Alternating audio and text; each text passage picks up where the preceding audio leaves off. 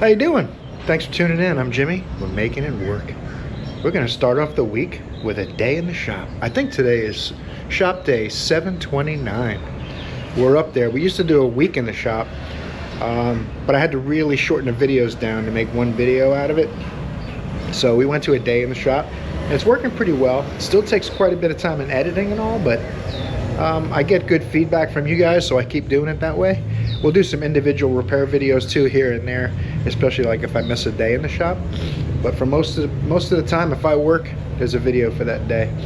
That's what I do. I take you in the shop with me to work. It's not a studio setting. It's not fake mechanics.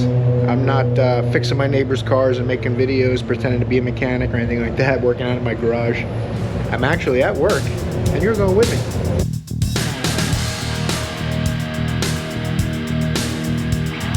So let's finish getting the shop open up. We're gonna have a hot day today. I think about 96 degrees or something it's supposed to be. So buckle up, bring your air conditioning. We'll try to learn a thing or two. We'll have some fun. We'll probably be working on an old Cutlass, buttoning up some things on the Ferrari possibly. We got a Lexus and a Honda out in the parking lot, so it's gonna be worth it. Stay tuned. And so it begins. We're back on the 69 Cutlass. I got some tools out. I started doing some stuff while you guys got a little rest and charged up. I actually left the camera on the rack outside over the weekend when I worked on my truck, my project truck video. I left it stuck on the camera. It's got a cool magnet on the bottom. Held it all Sunday.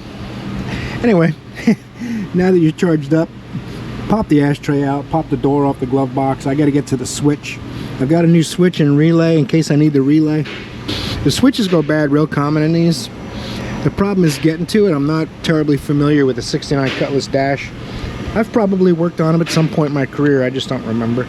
You go more than 10 years, 15 years working on something, it's hard to remember the details. I took this little cover off, just 2 Phillips screws, in case I need to try to get in here, but it's all blocked off under here. So I might have to try to take this duct off. There's some screws over there. If I could take this duct out of my way, maybe I can get back there to take the 1/4" screws that hold it on the panel. I'll pull it off with the connector so we can inspect the condition of the connector and stuff too. And there's some Phillips screws that are not factory screws, so the holes tend to get enlarged when something's been taken apart a few times. And this is kind of taped up there, so we'll have to retape the top. And it just kind of stuck on there in 2 screws. I'm guessing there's supposed to have been another one somewhere, but I don't see it.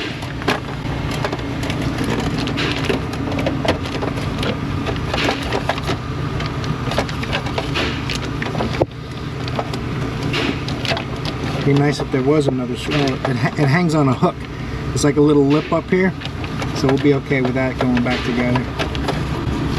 Still trying to get to that switch so I can pop it out of there. You gotta make sure you pull these ducts on over these little nipples on here that kind of hold it in place. And then I think I can get my hand in there. I got an assortment of 1/4 drive stuff, so we can get the. I think there's 2 1/4" screws hold this in like this. Oh, matter of fact, it shows 1 right there. That's kind of not what I was expecting. I hope it's the right switch. Let's see. Let's see here. I got the new switch plugged in. Really hard to get to the screw. The screw for this thing is near impossible for me to get a socket on. It's not the original 1/4" size. I'm guessing it's a Phillips screw or something like that. But so I just took the connectors, plugged in the new switch. I got this apart, so it might be kind of hard to see if there's air come out of there, but we'll be able to hear the fans. Let's turn the key on. I think that's off, I hope. I can hear a fan. I don't know if you hear it.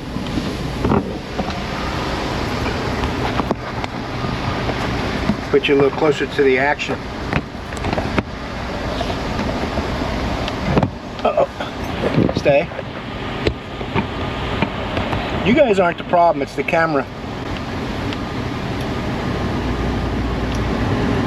That's high. So, we definitely got a bad switch. We just got to get it out of there. We're on the right track. Yay!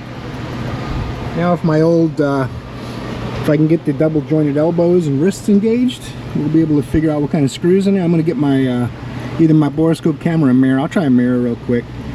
It's easier to grab a mirror. If I can't see what kind of fastener is holding it to the panel, I might have to take the whole panel down, but even that feels like there's different size screws holding the panel to the dash too. We're gonna see. We're gonna figure it out and we're gonna make it work. I got my little Phillips screwdriver in there. It's a Phillips screw. Ooh, doggy. Here it comes. Whoop,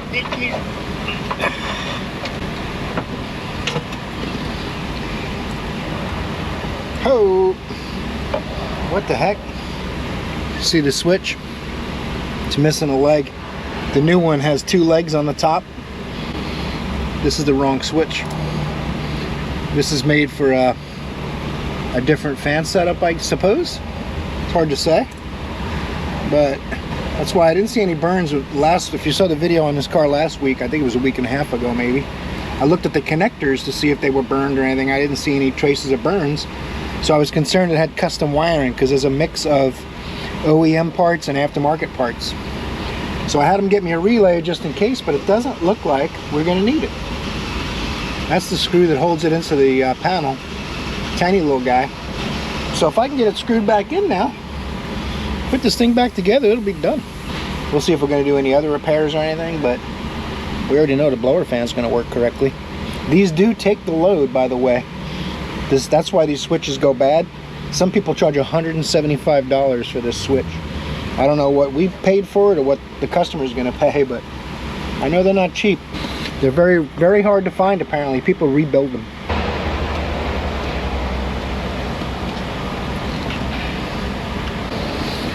Just held in with a little flat blade screw, set screw. It goes against the flat in the switch.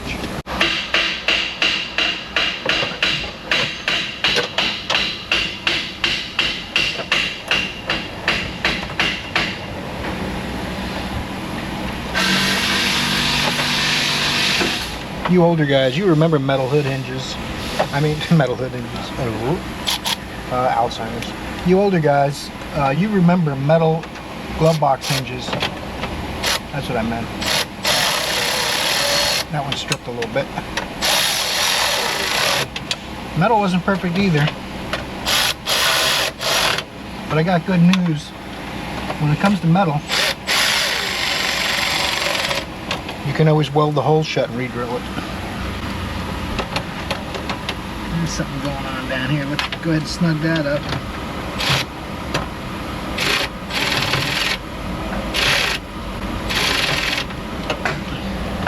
A little better. There is a screw missing out of the middle, but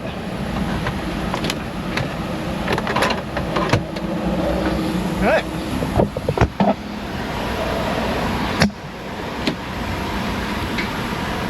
See if this thing will fire up on a twist of the key.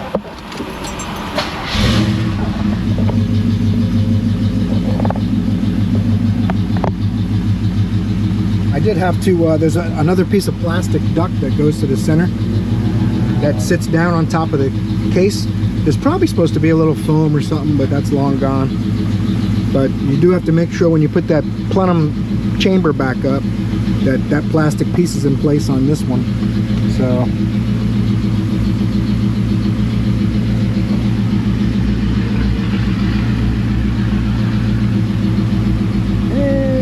got all our fan speeds.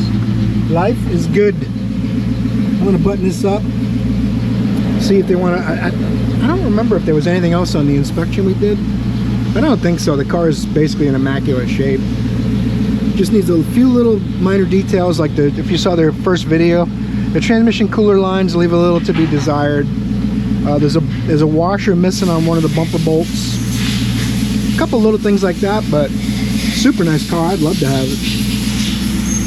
Oh, it needs I would put a faux mirror knob in there or get the remote mirror for it. Anyway, let's see if we can get something else done today too.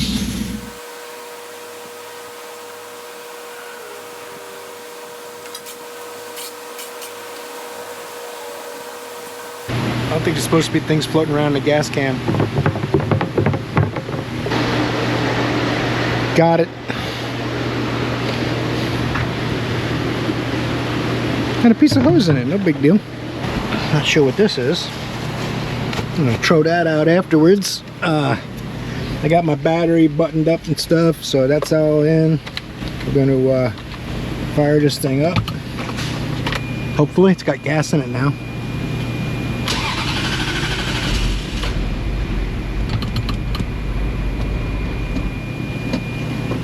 Try it again.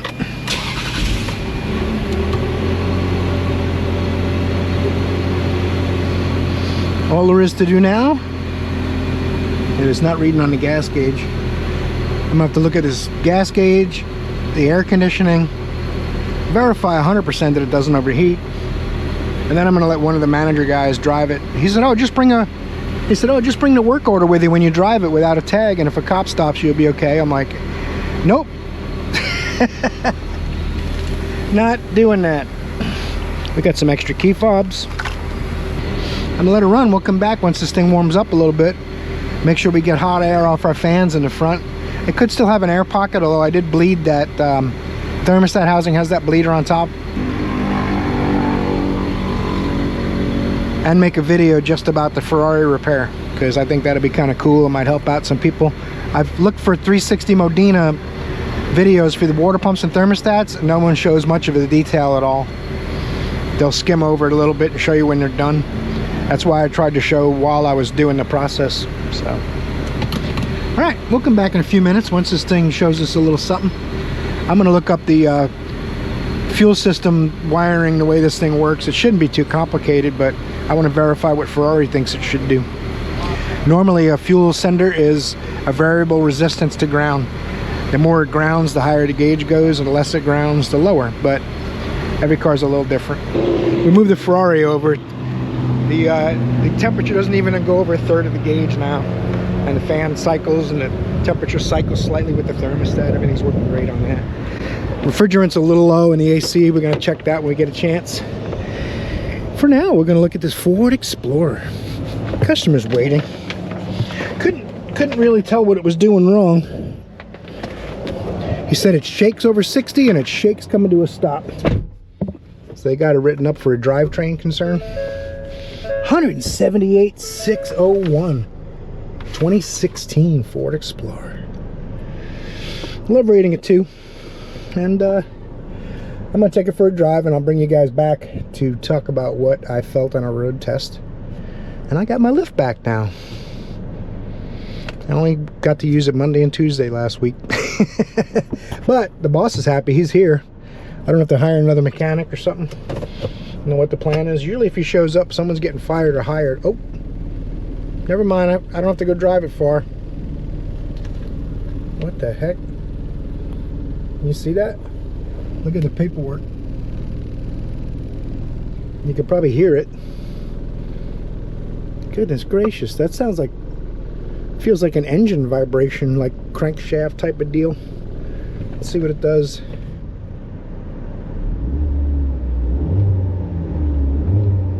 Well, I don't feel any misfires. Holy moly, man. What the heck is that? Wow. Put it neutral. Perfect. I'm going to bring it in the shop. I'm not even going to drive it. And I'm going to find out what that is. That's probably both problems. I'm going to... it almost feels like when you put it in gear, something hits something that it shouldn't. That's usually like a motor mount or something like that. Look at the hood.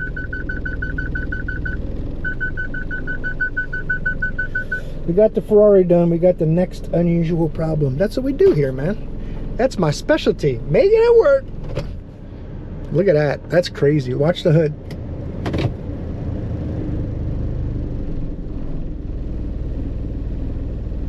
I'm going to shut the AC off just for fun. Let's go like this.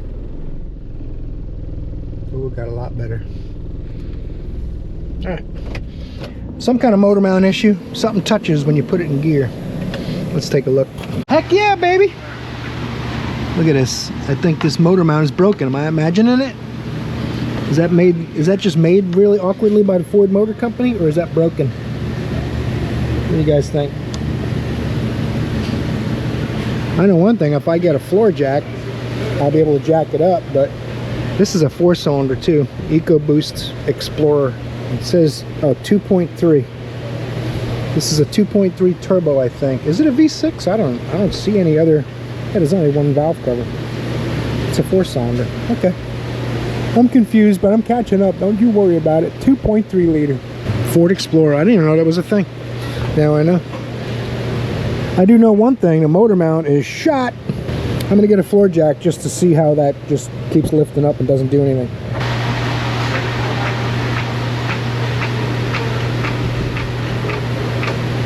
Yep, that's not good. That's not supposed to do that. Yeah.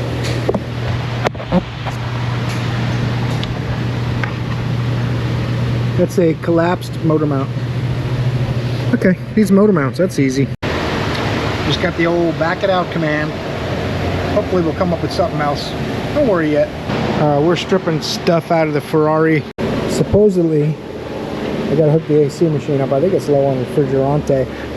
And we're gonna drive it in Central Florida. We're gonna have some AC action. So, I think it's in there somewheres. You gotta do a little, oh, this is all aluminum and stuff. The flashlight doesn't work. Let's let you someplace safe and get that panel out of there. Yep. I see something.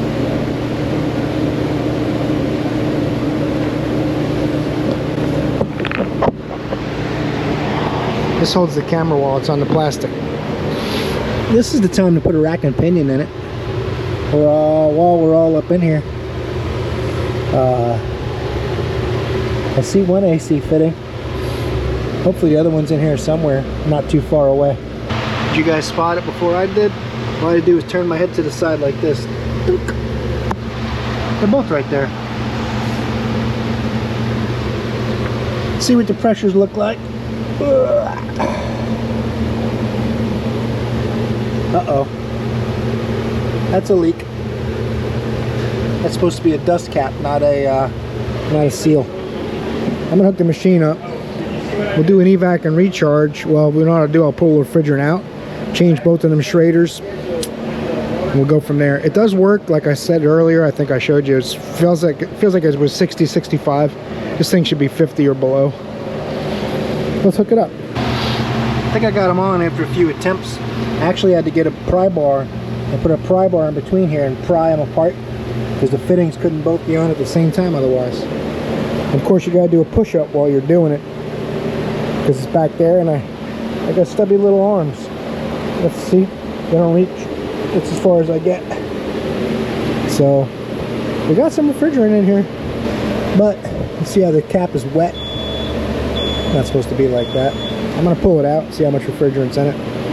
Clock hasn't been right for a while. We'll get past it and we'll see what kind of refrigerant was in it.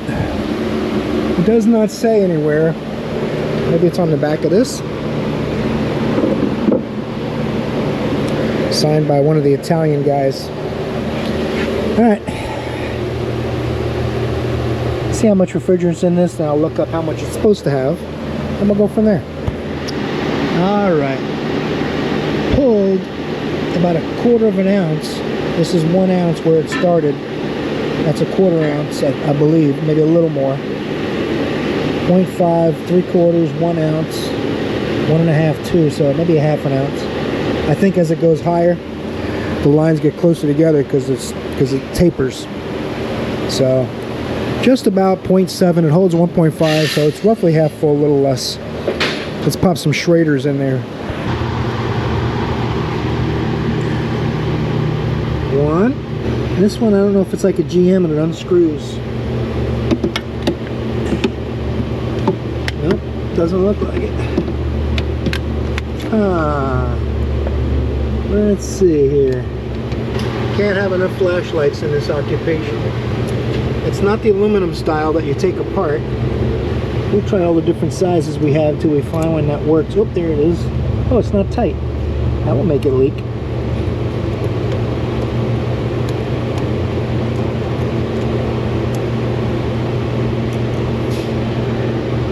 Now these look different, but they should work the same, I hope. We'll know pretty quick. They should let me access the port when I tighten the fitting, and they should seal the port when I remove it.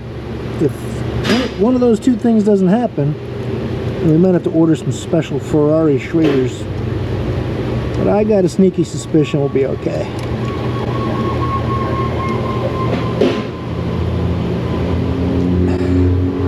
And I even tightened them up this time.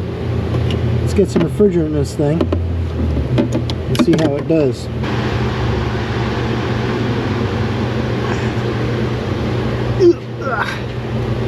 Man, you guys should experience for yourselves how much fun that is. Now I'm gonna go ahead and recover it again. Make sure any remnants, because even though you did an evac, there's still refrigerant trapped in there, believe it or not, but not much. I'm still gonna do it. It'll just take a minute.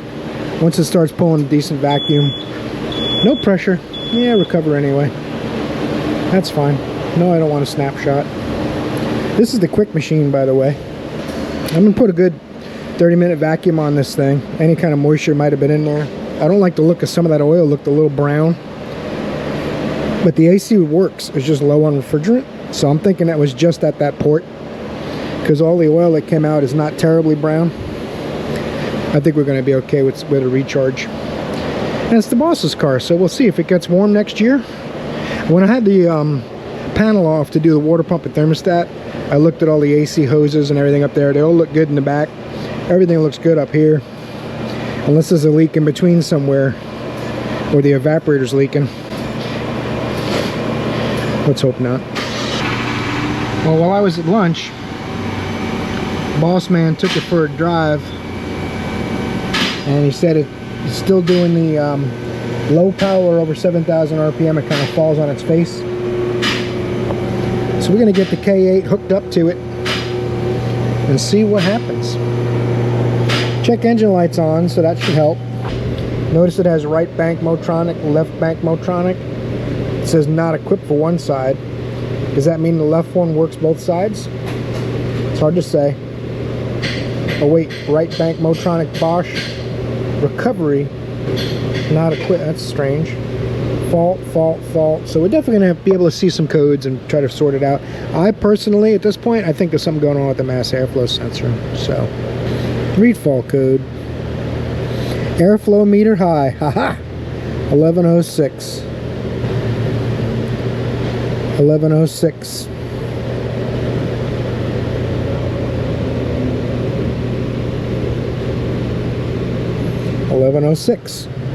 So that's going to help us. The mass airflow sensor, the one side had I don't know if you remember the video when I worked on that originally, but the one mass airflow meter wasn't reading. I cleaned it and it seemed to get better, but I knew it still wasn't quite right. So my hunch is good, 2 mass airflow sensors. So I'll send a report up front, and then we're going to take a look at some data and compare left and right. Both of these codes are for bank 2, I believe. So we'll verify that. We could even switch them left to right. The problem is on these, everyone I've talked to in forums and stuff, they all say, oh yeah, every 5 years, new mass airflow sensors, new injectors, new spark plug. I'm like, what? Ferrari owners are a special breed. Anyway, I'm going to send them this report, let them know what I found, see if they want to put a couple mass airflow sensors in it, or do they want to do some more digging. Oh, he drove it pretty far. He drove it like 10 miles while I was at lunch. Before I started playing with the AC, he apparently had driven it, which is cool. The boss is happy, everyone's happy. Save, share, email, okay. Tell you what, this tool talked to this Ferrari without any trouble at all. I remember my other tools were giving me a hard time. I had to try a couple different ones. I think my Phoenix Light 2 and this one are the only ones that really did it without a problem. I want to say the Think car probably also did, which, not surprisingly, it uses almost the same exact software. I'm pretty sure it is the same. I'm no software expert, but it looks the same to me. Abnormal, abnormal, abnormal, left bank, right bank, left bank. All right, let me go ask them how far they want me to dig, because the boss has to pay me. He made the mistake of telling me that one Ferrari place charged $3,600 in diagnosis fees to look at this car, and they said after $3,600 just in diagnosis, they said we need more diagnosis time. It's going to take more money than that. So he took the car out of there and gave it to me, and I'm getting paid way less than that, let's just say. In any event, I'm gonna go talk to them and see how, if we want to just get a couple mass airflow sensors. I got a really good feeling that would fix it. So like I said to you, you can switch them if you want to try it, but that's up to them. System is fully charged, but I'm playing with the fuel gauge a little right now. Donnie, the boss man, wants his fuel gauge to work, and I can't say I blame him. So I got the connector off of there, believe it or not. It's not easy, but it comes off. You pop the yellow lock tab out. These two little wires should be for the sender, but I can't find any information on it. So I'm going to use my test light. You can safely ground the circuit. There's a resistor in here, so it'll never be a direct ground. But we'll see if it does anything with the gauge on the dash. Uh-oh.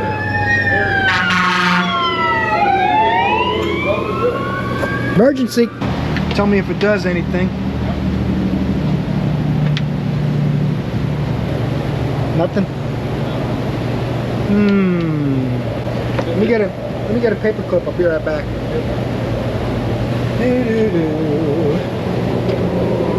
He found them. They won't be here till tomorrow. Okay. Thank you. Nothing. No, not one line has changed. I'm gonna try to move this. Try the other wire. Nothing.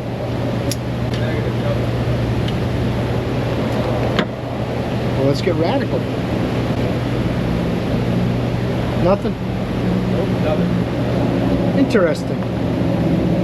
Interesting. Is that a full reading I'm looking at? All those lines there? No, those lines are empty bars, I think. Oh. I did change the flicker flag. Alright. Turn the key off. Keys off. Turn it back on. And change. Do it again. Turn it off. Back on. It's telling me I don't have a ground. Okay. I'm assuming it activates the fuel pump pretty every time you turn the key on, right? Ferrari stuff. I mean, yeah, why not? Keys on. Nothing with the sender. Normally the test light would light dimly if I get a good connection and it does something with the sender, but alright, I gotta find the theory of operation on this thing and see what kind of theories we're gonna work with. Alright, I've got 11 volts on the yellow and violet wire on the end. When I touch my test light through this jumper, it goes down to 0.8 volts and my low fuel warning blinks on the dash. I know I got 4 bars. So it's doing something. It had a low fuel warning at first, and the longer it sits on there, the bars are coming up. What this thing does, it looks at the sending unit, goes to the ECU, and the ECU decides where to put the gauge. So there's a lot of possibilities for trouble. But it looks like it's slowly going up. So I'm going to say sending unit. I think that's a pretty safe bet. It goes back up when I unplug my test light. It goes back up to 11 volts. So the circuit works. Sending unit's got to be corroded from sitting probably a lot, 10,000 miles in 25 years. So let me let them know, and we'll see if we're going to do a sending unit. I took the hood prop out of my way so I can get in here a little easier, by the way. That's what the big prop rod's for. Alright, while they work on that stuff, let's see how the AC works. now that it's full of refrigerante.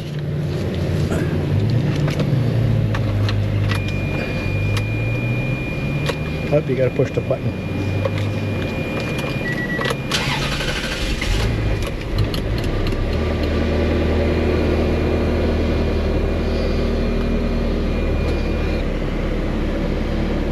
Feels like it's cooling down a bit. Give it a minute. Let's go out and see what the pressures look like. Oh, there it goes. Now it's serious about it. You got to put both of these on auto. If any one of them is not on auto, then it's not on auto. Kind of makes sense. That is 200 over 30.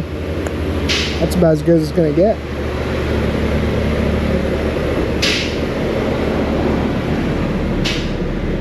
Oh yeah, it's definitely cooling down. That's nice. So that works. They're gonna get mass airflow sensors in the sending unit, and then we'll continue on this car. That's what the sending unit looks like inside that little rascal. There's only a sending unit in the left tank, and there's like a crossover tube that connects the two. So if this one goes low, that one goes low with it. So we'll see what else happens today. Looking kind of slow. Everyone's on their phones hanging out, so may not be much else going on, but we're gonna try. All right guys, we got the shop buttoned up. You're gonna get a sending unit and some mass airflow sensors for this here Ferrari. I got one ticket today basically, and he backed out the Explorer. He ran out of here with his hair on fire. He's gonna ask his wife or something like that. So basically, thank goodness for the two vehicles from last week, the Cutlass and this. The Cutlass he called too. The fan stopped working on four speed again. That new switch went bad. So now they got to try to find another one, and that was a new old stock. And electrical parts don't do well sitting on shelves for 60 years. Or 55, whatever it was. Interesting day. And they're hiring more mechanics to hire another mechanic, I guess. I'm not. We're just doing what we can to make it work, man. Thanks for watching. Hope you enjoyed it. Got something from today's video. We did a few interesting things. Hope it's worth torquing the like button on your way out, subscribing if you're new, and most importantly though, I hope I see you in another video, because you are awesome.